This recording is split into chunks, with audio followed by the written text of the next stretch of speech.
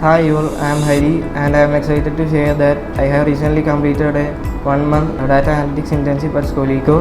During this impactful experience, I collaborated within a 5 members cross-functional team on a project called Regional Sales Data Analytics. Our objective was to ingest, process and analyze complex multiple regional sales, uncover hidden growth opportunities. Using Power BI, we have designed and deployed an end-to-end interactive dashboard and dynamic visual report.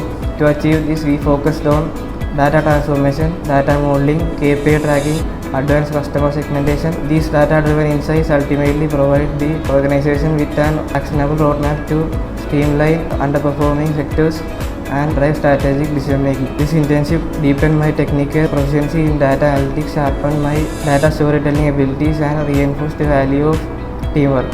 I want to extend my sincere gratitude towards Skoliko and my mentor and my teammates for their invaluable guidance and constructive feedback and support throughout this journey. Thank you.